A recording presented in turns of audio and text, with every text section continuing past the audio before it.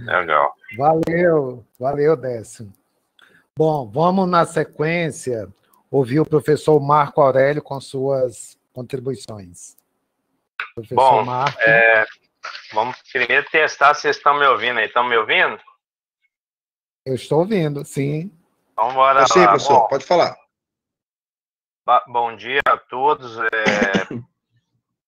Eu quero agradecer imensamente esse dia, né, que chegou aí da defesa do Décio, que eu já venho acompanhando há algum tempo, né, desde a qualificação, um pouco antes também. Então, eu quero saudar aí o professor Gilberto, o professor Sandro, o professor Salete e o professor Décio, né, que é o nosso futuro mestre aí, já é um pesquisador. E, acima de tudo, ele é professor, né, está na sala de aula, está lá na realidade que é a realidade escolar brasileira.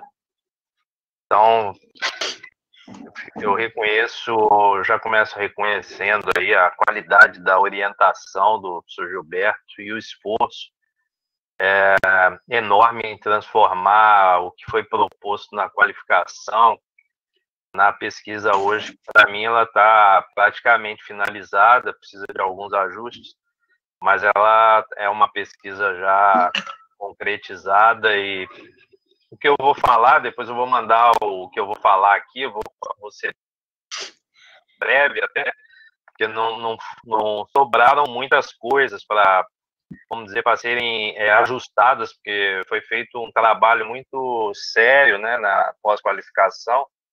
Então, vou colocar aqui, são ajustes que eu acho que dá para se fazer numa sentada bem rápida pelo Décio e pelo professor Gilberto aí, dando uma última revisada, né?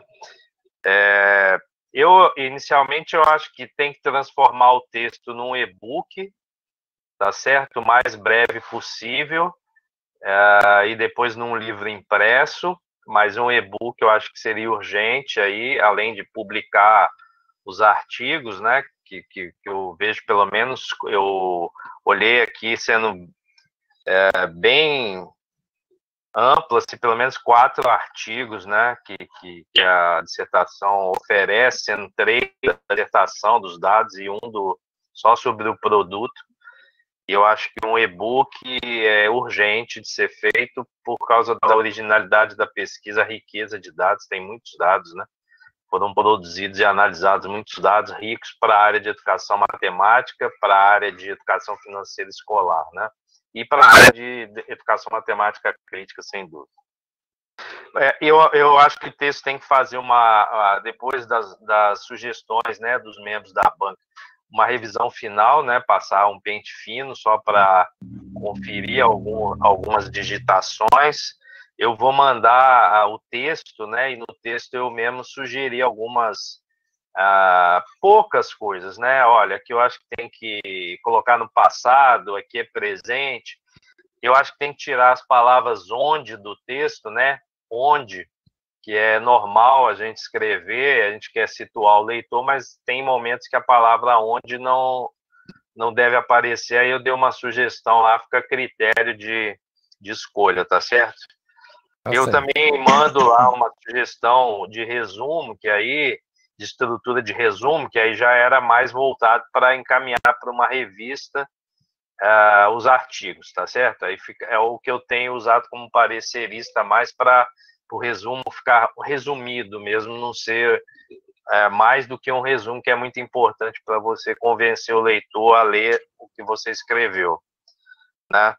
Eu acho que casou muito bem o tema com objetivos, pergunta de pesquisa, as estratégias que foram usadas na metodologia, os procedimentos metodológicos, né?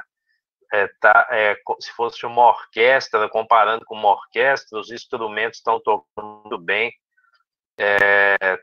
tá tocando uma harmonia que eu acho que o Décio e o professor Gilberto gostariam de ver finalizados, né? Eu acho que a primeira palavra-chave da pesquisa, tanto do texto quanto de qualquer artigo na nossa área, tem que ser educação matemática, né? Então, isso até para reforçar a nossa área, é importante, então acho que educação matemática deveria vir primeiro do que qualquer outra palavra-chave, tá certo? Eu vejo a pesquisa resultante como um conjunto de ações, né, que o Décio já vem realizando desde que ele era pré-adolescente ali, né, ele já estava sentado no computador, já tinha esse interesse, o que revelou para mim uma facilidade que ele tem muito grande de lidar com tecnologia. E nem sempre pessoas que fazem pesquisa com tecnologia têm muita familiaridade, né, precisam de apoio, mas eu notei uma autonomia muito grande dele em lidar com a tecnologia, com os aplicativos, né, que eu acho que é um ponto alto da pesquisa também, levar esse tipo de conhecimento para os estudantes, e isso cada vez mais cedo, que eles estão acessando smartphone, como foi falado aí, já com 4, 5 anos, tablet também. Então, acho que um ponto forte da pesquisa foi ter escolhido esses aplicativos e o smartphone, né, que eu acho que tem que estar em sala de aula muito bem orientado pelo professor, e ele tem que estar no ambiente escolar, porque a gente está vivendo esse período agora de quarentena, isolamento social. Para uns é mais rigoroso, para outros ambientes é menos, mas todos os problemas que eu tenho visto, em geral, as pessoas têm tentado resolver por telefonia celular e internet. Você imagine num ambiente desse que a gente está vivendo, sem celular e sem internet, ia ser o caos, como já foi em outras épocas de pandemia, né? O ponto que eu destaco ruim desse ambiente são as fake news, né?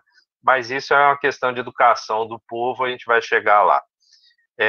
Eu acho que o gráfico, por exemplo, da página 21, eu tive dificuldade para entender o gráfico. É um gráfico simples, mas ele pode melhorar a configuração, né?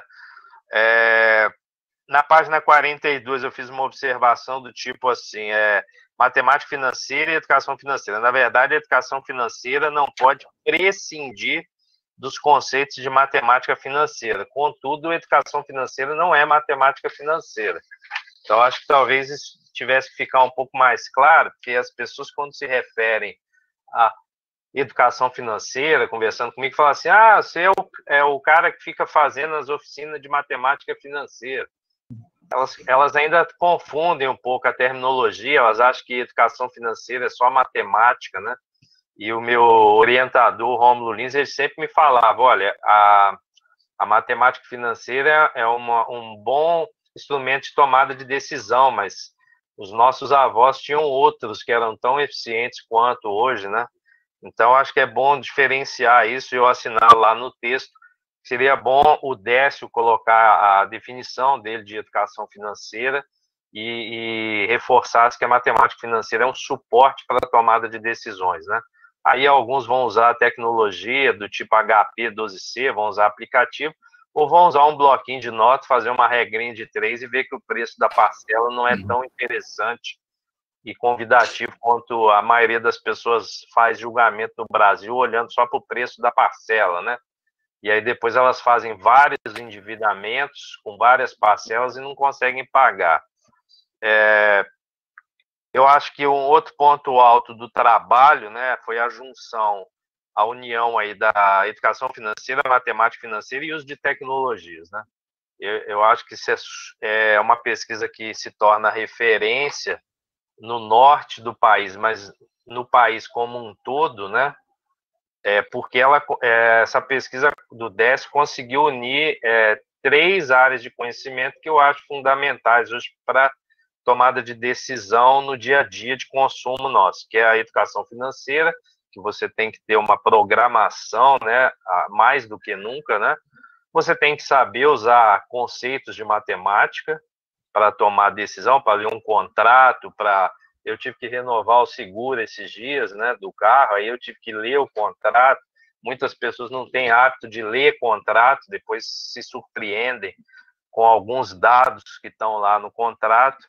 E eu acho que o uso de tecnologia, que não é a minha área de especialidade, pelo contrário, mas dentro do possível eu tenho tentado aprender, mas nessa pesquisa está muito bem consolidado, né? Então eu acho que a pesquisa vira, nesse sentido, uma referência nacional e internacional, com certeza, Aí eu sugeriria até um esforço aí de tentar construir um artigo e ele tivesse pelo menos em espanhol, né, para atingir a América Latina, que é uma área que ainda carece de muitas pesquisas em educação financeira. O Brasil é uma referência com a BNCC, com a Estratégia Nacional de Educação Financeira, a ENEF, mas outros países eles não têm ainda essa possibilidade que o Brasil teve de construir um sistema, né, online de educação financeira. É lógico que tem defeitos, tem problemas que às vezes a OCDE fica oferecendo, né, mas há pesquisas brasileiras muito importantes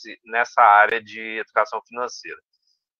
Bom, isso é o que eu tenho a dizer sobre a dissertação como um todo, né? Precisa de ajustes, mas ela está uma dissertação muito potente, né? Que produziu muitos dados importantes. Eu acho que a dificuldade agora é selecionar o que vai ser publicado, porque tem muitos dados interessantes que foram gerados, que contribuem muito para a prática do professor na sala de aula. Agora, a segunda parte, que eu acho que não é só a cerejinha do bolo, mas é a super cerejinha do bolo, que é o produto, né? Eu acho que no mestrado e no doutorado deveria ser incentivado que as pesquisas, ao final, apresentassem um produto, independente de ser mestrado profissional ou não. Eu acho que o produto educacional é um esforço muito grande de levar o conhecimento que a gente produz na academia para dentro da sala de aula, né, para se aproximar dos professores que estão na educação básica. E eu acho que o produto ficou muito bom, né? Assim, na qualificação eu já esperava isso, já era uma semente muito forte, mas eu acho que ele ficou muito bem estruturado, e as testagens que foram feitas, né, as intervenções que foram feitas com os estudantes, possibilitaram um produto muito potente, né? Ele é importante nessa fase agora de defesa, de consolidação do mestrado, porque ele possibilita, de fato, que haja educação financeira e aprendizado de matemática financeira, né? Que é um dos suportes da pesquisa. Então, acho que o produto, para mim, o texto está muito bem construído, obviamente. Agora, o produto ficou um produto 5 estrelas, no meu modo de ver. Tanto é que eu nem aponto mudanças nenhuma no produto. Eu acho que o produto agora, o desafio dele é contagiar outros professores, né, a colocar em prática as atividades que estão lá, as tarefas que estão lá, né? Eu destaco ainda os questionamentos junto aos alunos, né, sobre o uso de smartphone. Acho que as respostas que foram dadas pelos alunos revelam que o smartphone, se ele for muito bem mediado, né, e aí a gente precisa de uma renovação da formação de professores no Brasil para usar esse tipo de tecnologia, o smartphone com uma boa mediação do professor e boas atividades que esse professor propõe, eles vão propiciar o que a gente sempre escreve nos artigos, que é a aprendizagem significativa, né? A aprendizagem que você leva para a prática de consumo no seu dia a dia, né? E você vê que tem um trecho lá que você coloca assim: estamos em 2018, continuamos discutindo em como inserir essa tecnologia na escola, né? Quer dizer, você falou ali, se não me engano, 9 anos, né? Você estava sentado na frente do computador. Passaram-se alguns anos e continuamos sentados na frente do computador, mas muitos ainda resistem, ou do smartphone, muitos ainda resistem ao uso dessas tecnologias, né? Porque para muitos ela amedronta a posição de poder, talvez, do professor. O professor acha que tem que acertar sempre quando está usando tecnologia. Eu já vejo o contrário. Eu acho que, se for feita uma boa mediação, a gente aprende muito com os estudantes, né? E nesse período que a gente está vivendo, ficou claro e evidente, né? O uso de tecnologia é uma questão de bom senso e sobrevivência. Ou usa, basta ver que todo mundo que está com problema de saúde, que está possibilitando a salvar essas pessoas, é um corpo médico de enfermeiros muito habilitado e muita tecnologia, né? Não basta hoje só você ter o fator humano, você tem que ter o fator humano e o fator tecnológico trabalhando junto. E eu acho que isso, para a educação financeira, para a tomada de decisão, é o que foi apresentado nessa pesquisa. Então, os dados que foram apresentados são muito ricos, né?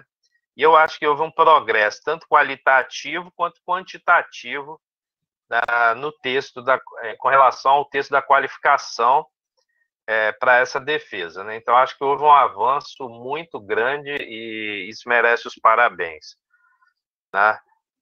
E, por fim, eu acho que faltou mesmo, para fechar o texto e para fechar a minha fala, mas para fechar o texto, acho que faltou um direcionamento do Décio, como pesquisador, de que pesquisas que podem nascer a partir da pesquisa que ele realizou, né?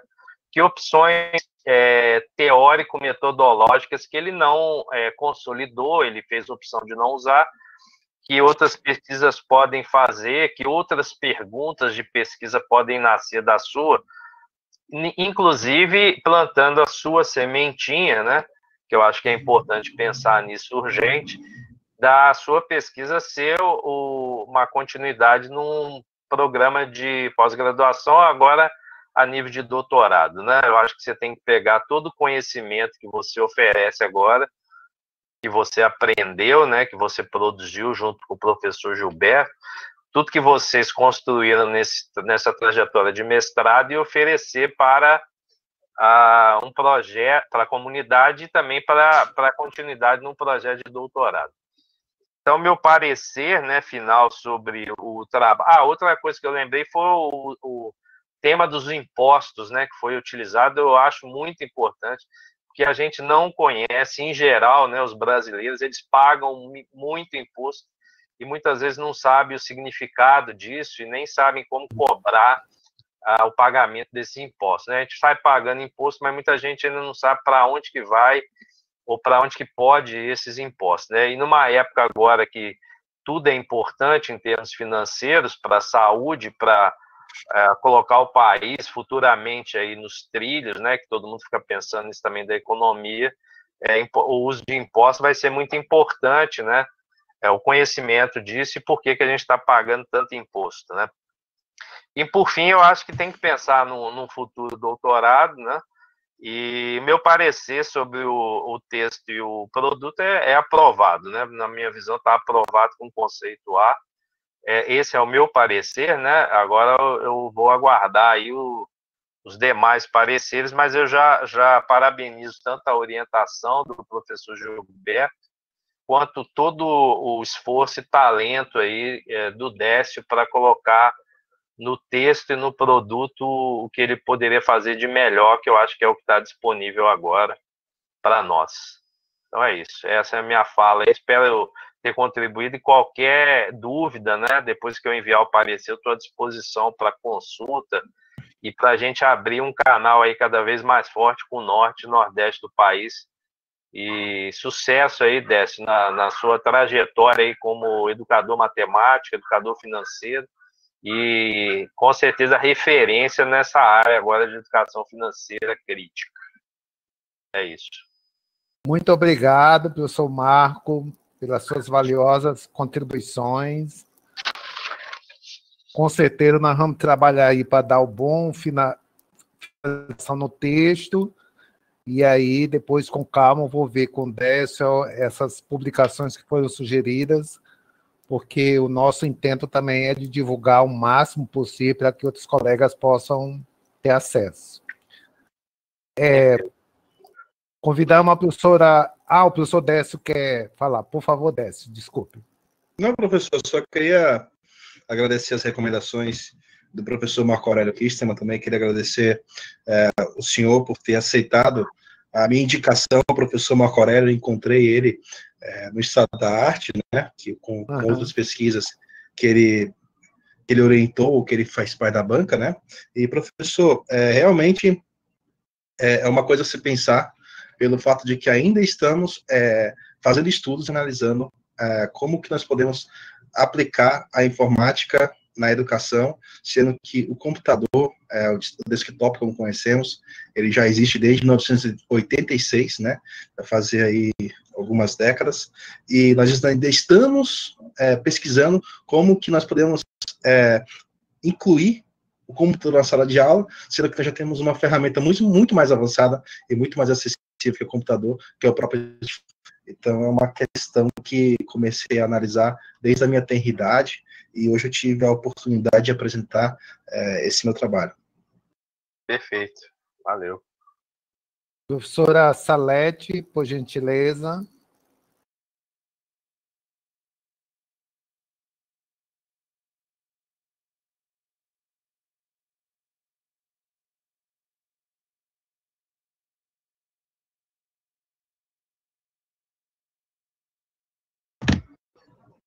Professora Salete, bom.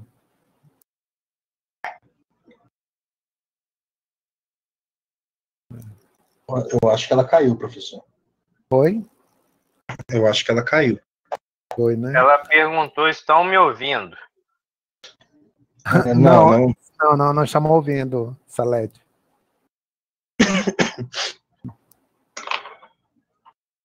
Bom, de repente a gente podia tentar inverter enquanto ela tenta ajustar, passar para o professor Sandro, se não houver problema. Pode ser, Sandro?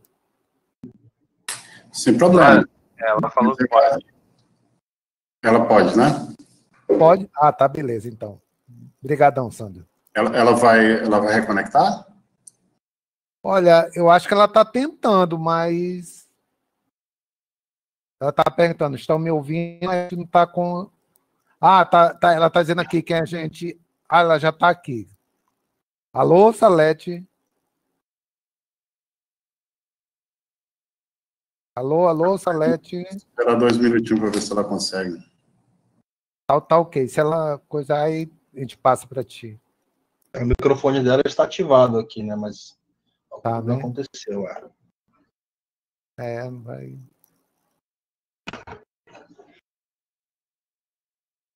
Pois é.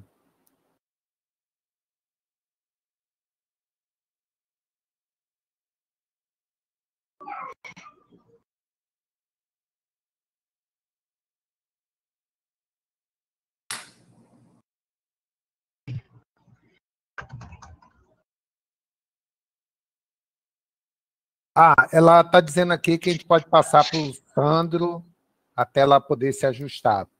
Então, por gentileza, professor Sandro Ricardo. Tudo bem. Bom, primeiro eu queria agradecer aí ao Décio, ao Gilberto, né, de fazer parte dessa banca, né, aqui ainda é bom dia, mas quase boa tarde aí, está em Minas, né, Marcos? Quase.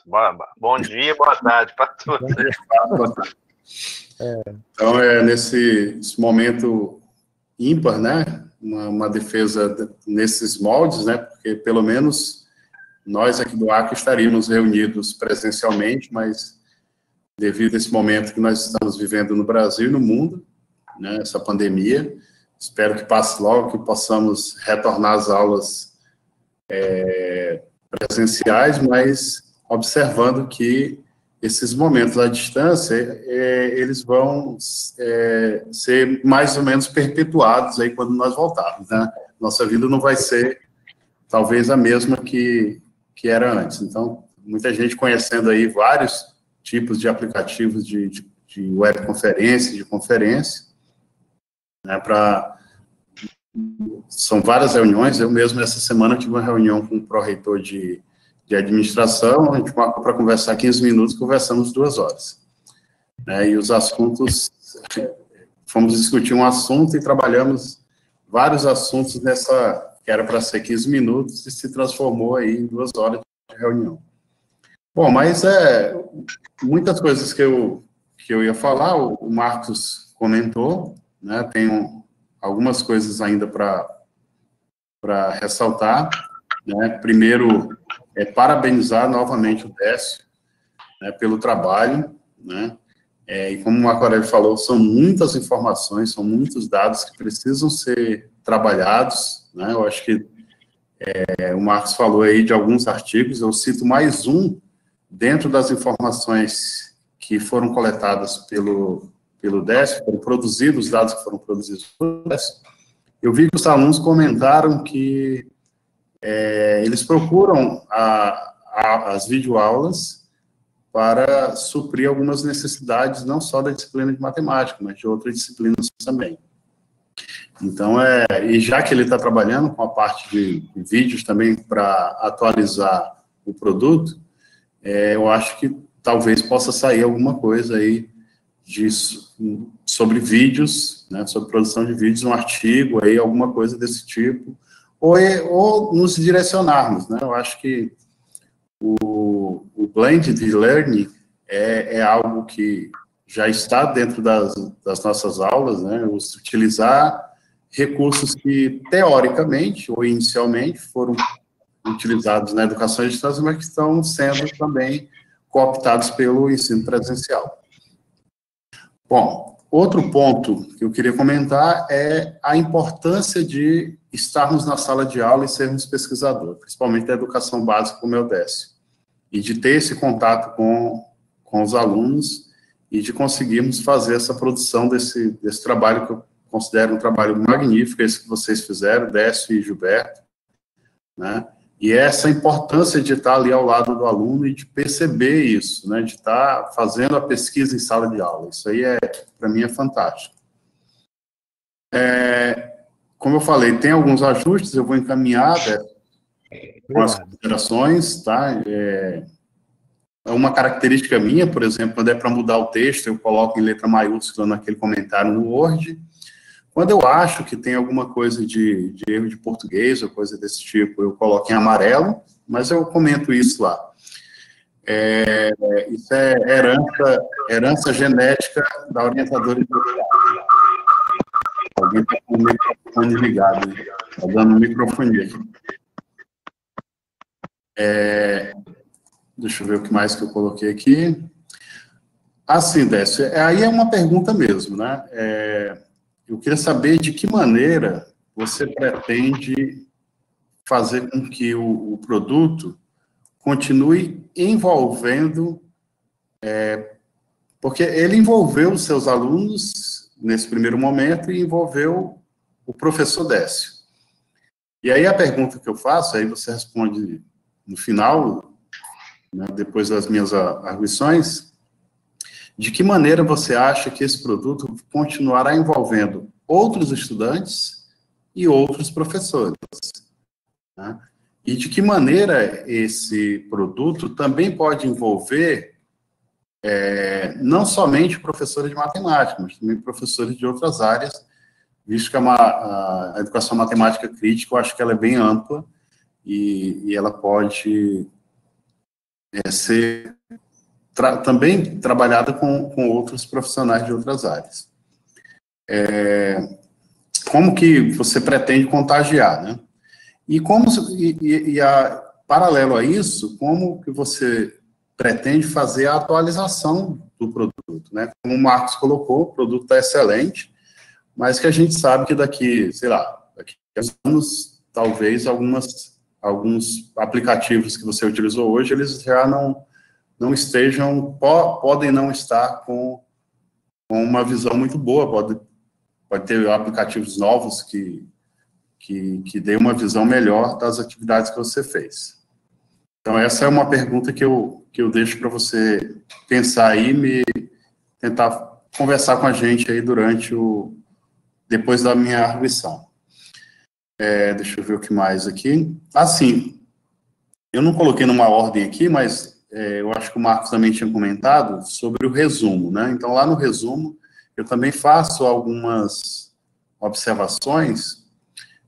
Os 5 pontos que a gente requisita no resumo, você conseguiu preencher. No entanto, quando você coloca que os teóricos que você vai utilizar Scoville-Mose e Kishima-Júnior, em geral, o Décio, não se utiliza o nome dos autores no resumo. Você coloca a teoria, que é trabalhada por eles, mas você deixa isso para trabalhar durante o texto, tá? Ok. Em geral, deixa eu ver o que mais. Aqui é uma indicação de leitura. Só se eu passei, eu não consegui ver, o Borba, mas a Lacerda e Borba tem um artigo, se eu não me engano, é de 2015, que é um celular por aluno.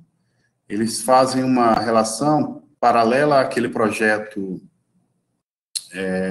um projeto que teve do governo federal, acho que foi 2013, se não me engano foi 2012 ou 2011, 2013, uma coisa assim, que era um computador por aluno, né? E aí, nesse artigo, eles trazem uma outra visão, que seria um celular por aluno, ou um smartphone por aluno. Ele não fala smartphone, que o Borba não gosta de utilizar a palavra smartphone, ele utiliza celular inteligente, que é a mesma coisa, só que trazendo para o português, né? Então, talvez você consiga algumas informações que eu acho que seriam relevantes desse artigo da Lacerda e Borba, eu acho que é 2015. No livro, acho que você cita, você faz lá alusão às fases das tecnologias digitais, e no livro lá do Borba, o Borba e o Gadanidis, né, e eles falam sobre a questão do laboratório. Você questiona, até na sua apresentação foi interessante você falar isso, que você coloca que nem sempre você teve à disposição laboratório. E isso acontece na maioria das escolas, né? Então, lá talvez você possa comentar isso, no livro das fases das tecnologias digitais, eles trazem exatamente essa questão da mudança, do laboratório, você não precisar ir para o laboratório ir para a sala de aula. Então, se nós imaginássemos um mundo mais ou menos perfeito, né, cada aluno com não somente um smartphone, mas com um laptop, uma internet boa, e que nós pudéssemos fazer a qualquer momento, vamos na metade da aula, no início da aula, no final da aula, agora a gente vai trabalhar 15 minutos com o aplicativo tal, ou com um programa, abre uma página tal, e isso seria interessante, né? Nós estamos aí nesse momento de pandemia, onde os alunos aqui da UFAC, nós não estamos tendo aula presencial. E cogitou-se aí, né, de termos aula à distância, né? Mas observa-se que a maioria dos alunos aqui da UFAC, até mesmo pela seleção dos alunos, a maioria só tem internet quando estão aqui na UFAC. E muitos utilizam o celular, porque também aqui na UFAC nós não temos laboratórios, cada sala de aula um laboratório, né?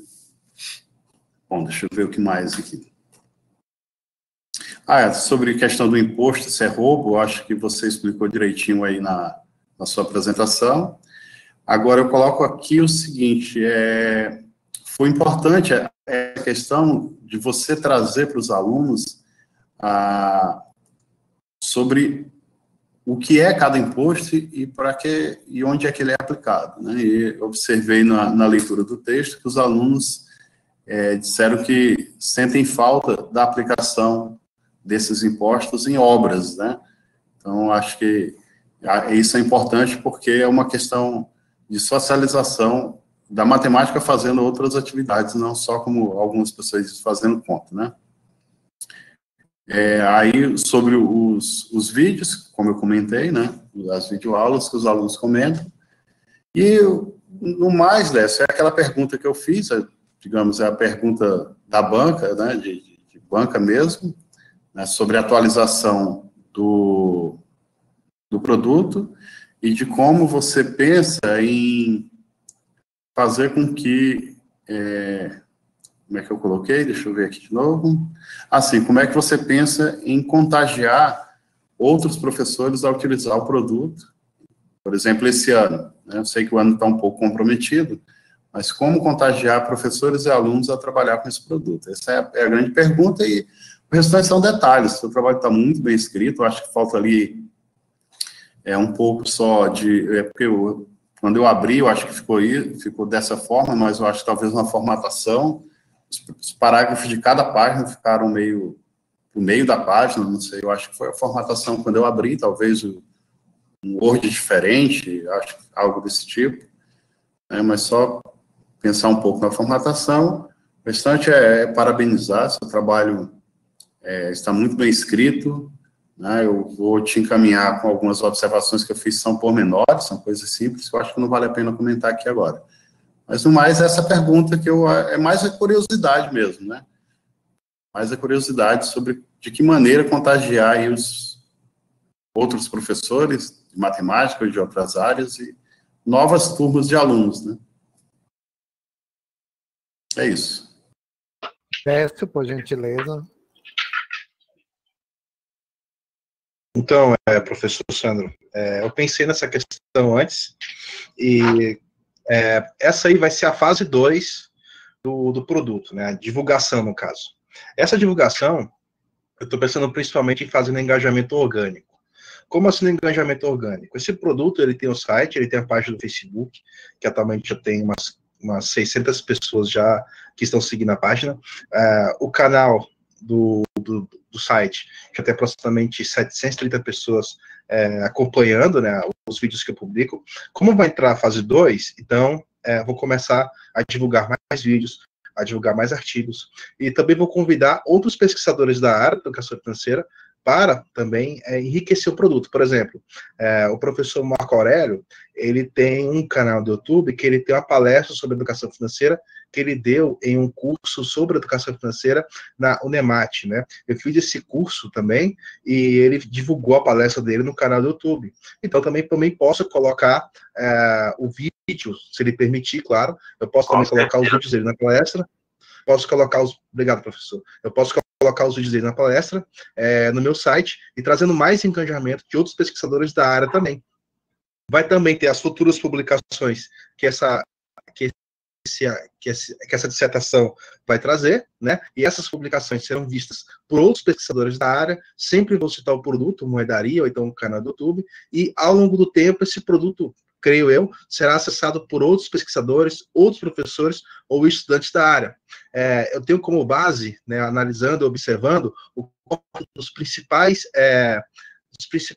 digamos assim, influencers digitais, né, na questão da educação financeira. Eu observo o comportamento deles e eu quero replicar esse comportamento, porque eu acho que o debate sobre a educação financeira, ela não deve ficar somente voltada para o investidor profissional, mas ele também deve ser voltado para o meio acadêmico e escolar também, né? Então, eu tenho uma grande vontade que esse site, ele seja uma grande fonte de dados para outros pesquisadores também incluírem artigos, incluírem vídeos, incluírem textos, incluírem infográficos, apresentações, aulas online, e com o tempo esse site vai começar a ser acessado por outras pessoas através desse engajamento orgânico que será resultado, né, de ações que eu vou fazer ao longo do tempo, como publicações, como novos vídeos, né, publicações no Facebook, vídeos no YouTube e assim por diante. Ele já está também, eu configurei também ele na base de pesquisa do Google,